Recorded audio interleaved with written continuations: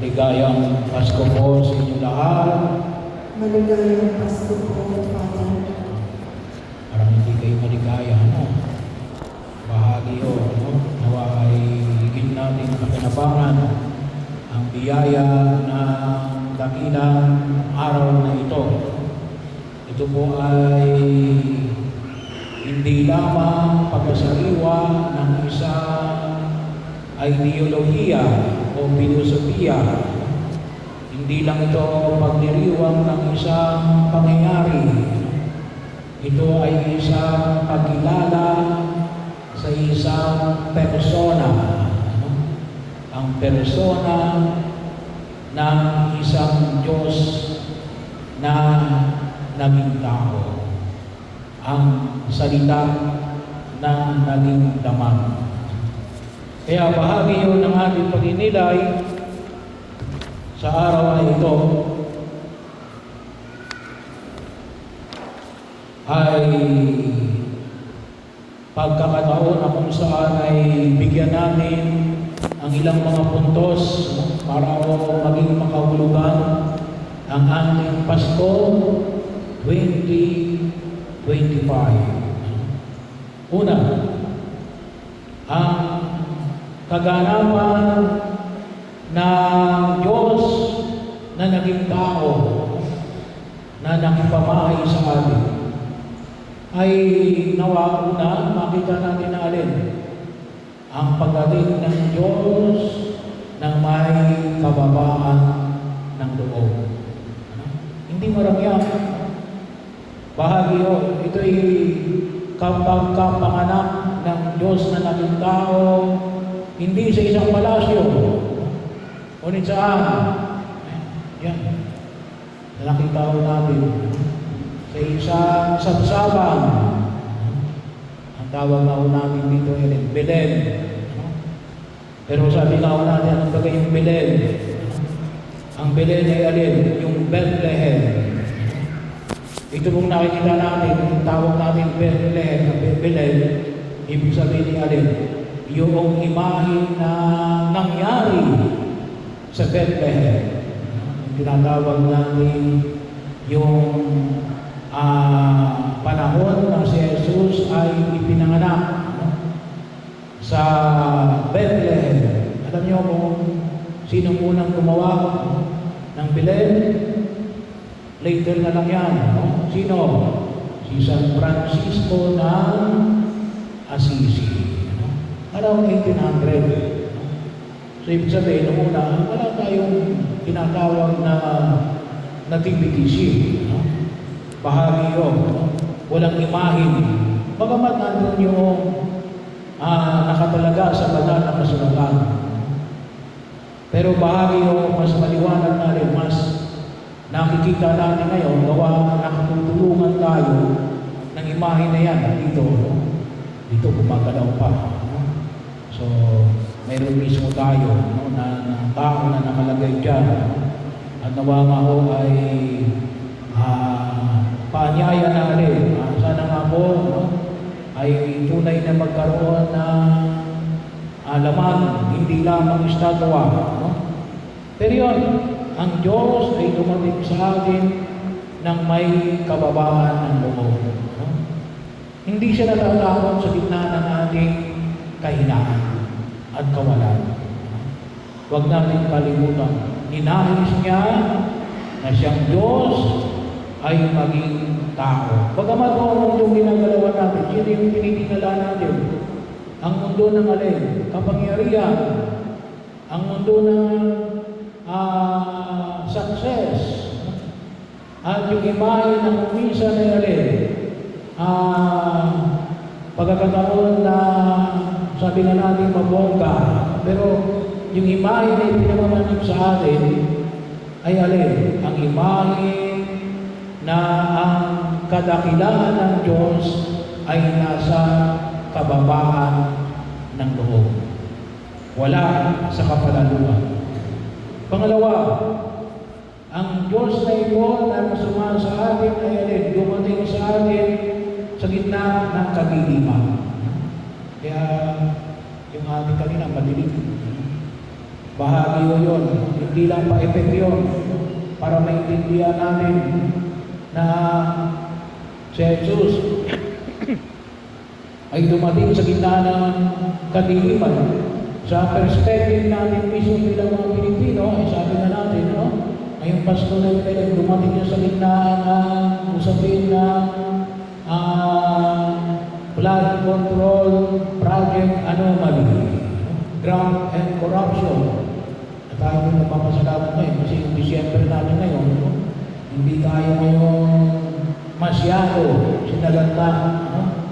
Kung inyong maalala, yung mga nakalipas ng Pasko, tubog tayo sa baha, no?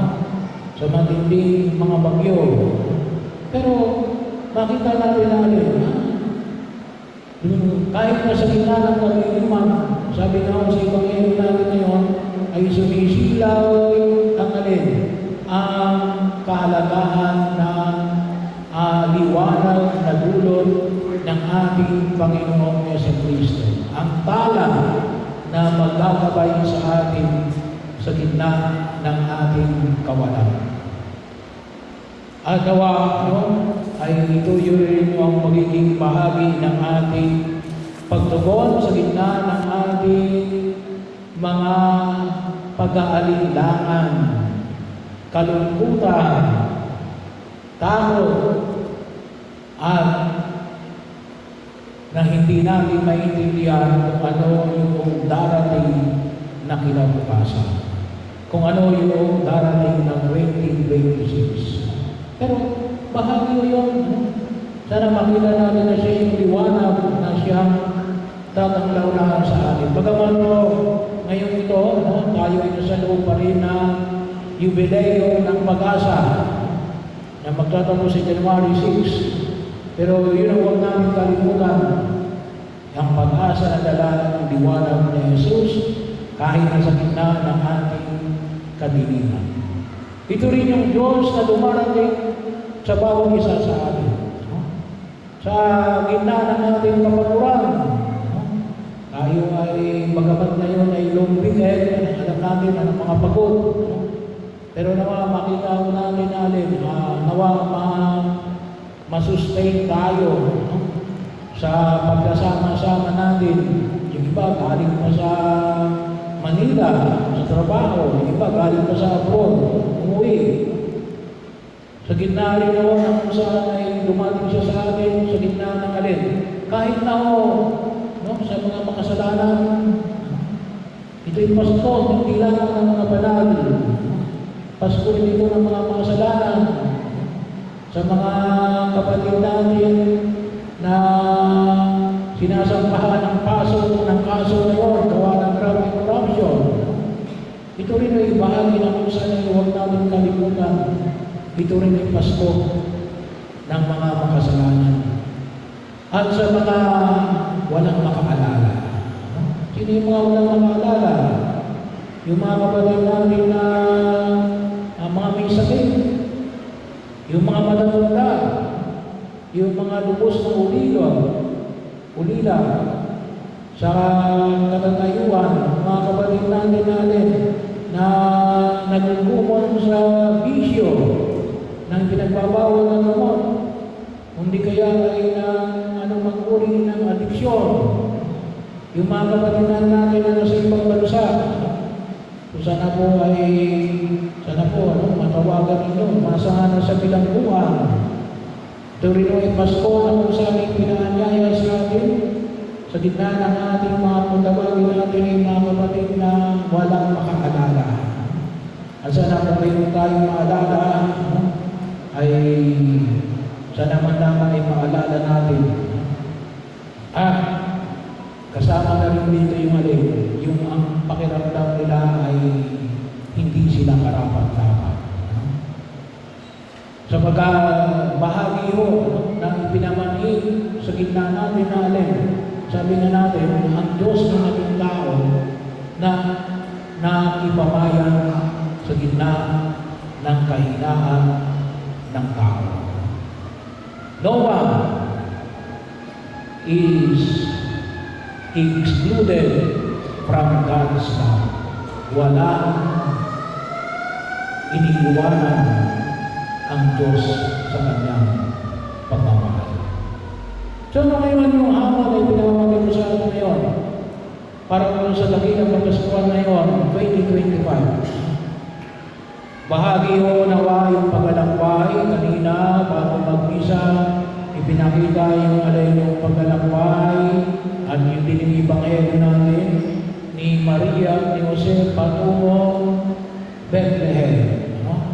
Sa ngayon po sa mga eksperto, ngayon daw kapag maglalakad ka mula Nazareth hanggang Bethlehem, it will take you 31 hours ngayong panahon na ito kapag dadaan ka sa kalsada. Pero nung panahon na Jesus ay mas lalong matagal. Pero nawa, nakita natin tayong lahat ay naglalakbay. Mayroon tayong patutunguhan. Nawa ang ating patutunguhan ni Alin, ang Bethlehem. Anong makikita natin sa Bethlehem? Sa gitna ng ating paglalakbay, huwag natin kalimutan na yung 2025 na Alin. Sana makita natin si Jesus. Nasaan si Jesus? Baka nakita natin yung regalo lang, pero wala si Jesus. Nasaan si Jesus? Nasa inyong magulang, nasa inyong nanay, sa inyong tatay, sa inyong lolo, lola, sa inyong anak, apo. Nasaan si Jesus? Nakita niyo ba si Jesus? But of course, sa ating banal na pagdiriwang, nandito siya sa banal na kasulatan. Mamaya nalalapin namin siya sa anyo na tinapin ng alak. Pero sana, nakita rin natin sa pangaraw-araw ko, nasaan si Jesus? Ngayong Pasko na ito, 2025. Sana bahagi yun na kung saan masabi natin nakatagpo ko sa Jesus. Sa maraming anyo na ipinapahayag ko sa atin. At sigurado kapag nakatagpo mo si Jesus, ano mangyayari? Tayo ay babalik na nagpupuri sa Diyos. Babalik tayo na nagpupuri sa Diyos. Katulad na po na ipagpapuri sa Diyos sa kataitaasan at sa lupa'y kapayapaan at sa mga taong pinagulugdan niya. Hindi pwedeng hindi tayo magbibigay ng pagpupuri. Kaya nga rin, sana makita natin yung kagalakan na dulot ng bawat isa sa atin. At bahagi rin nito na alin hinahamon tayo na alin na muling makatagpuan natin sa Jesus sa ating puso na may pag-anyaya ng isang pagbabago. Ang pagbabago, nadawa tayo ay lalong maging mapagpatawag. So, patawarin ninyo yung mga taong nagkasala sa inyo. Palayain ninyo kapag kayo nagpatawag, may pinapalaya kayo. Sino yung pinapalaya ninyo? Ang sarili ninyo. Kasi kapag yung tao hindi yung pinapatawag, nagiging prisoner kayo ng taong hindi ninyo pinapatawag. Bakit? Wala na kayong maisip kundi yung tao ito na gumawa sa inyo ng masama. Sana po, hingin ninyo sa buong may kapal ang puso na magpatawag. Kung nahirapan man kayo, humingi kayo ng tulong kay Jesus. Na natagpuan nyo ngayong Pasko 2025. Panginoong Jesus, turuan mo ako magpatawag. Pangalawa, mas lalong maging magpasensya. Bahagi yun. Kaya alam niyo, minsan, ang tao ngayon ay stressful. Marami tayong stress na yan. Bakit? Nawala yung pasensya natin. Gusto natin ay instant. Bahagi yun, habaan natin yung ating pagpapasensya. Kasi bahagi yun, kahit naman ang Diyos ay hinintay si Maria at si Jose, 4,000 years bago niya tayo iligtas mula sa ating mga kasalanan. Bahagi, bagamat ngayon ay 2,000 na natin siya pinapakalibangan, pero so, kung tutusin nyo bago pa tayo ligtas, ay hindi lang siguro daang libong taon, umaaring milyong taon pa, pagkakataon na kung saan, magpasensya tayo. Kaya ako minsan nagiging komplikado ang buhay natin, ay ay nakakalimutan nating magpasensya.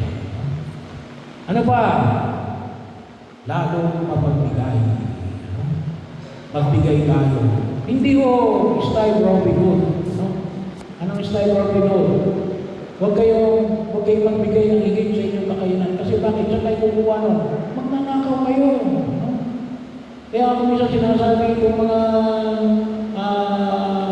tao na ito, sabi nga, binibigay ko naman sa tao, dinamaw sa Blood Culture Project, pero hindi doon. No? Hindi para yun para sa Blood Culture rin.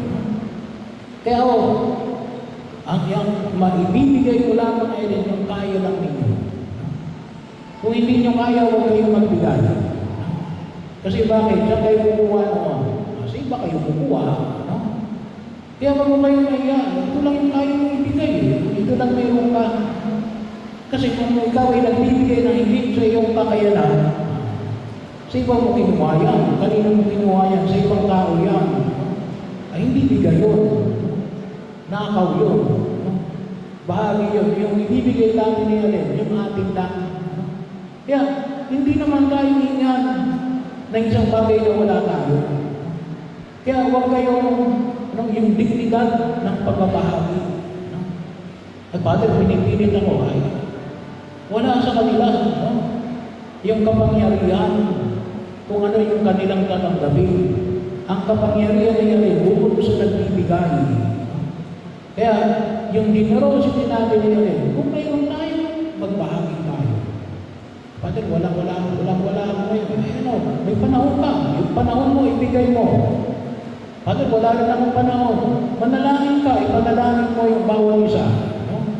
Marami tayong pwedeng ibigay. Kududusin, kung ano lang mayroon tayo, yun ang ibigay natin. Kasi yun ang ibig sabihin ng generosity. Kapag hindi yun ang ibinigay mo, hindi yun pagbibigay. No? Bahagi mo yun. At yung pang-apat, o bukit sa kagalingon, to become more loving. Huwag kayong magbibigay ng walang pag-ibig.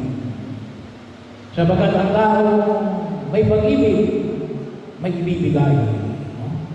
Pero kung kayo nagbibigay ng walang pag-ibig, hindi maganda yung pagbibigay nito. Kasi anyone could give. Kahit sino pwedeng magbigay, kahit walang pag-ibig.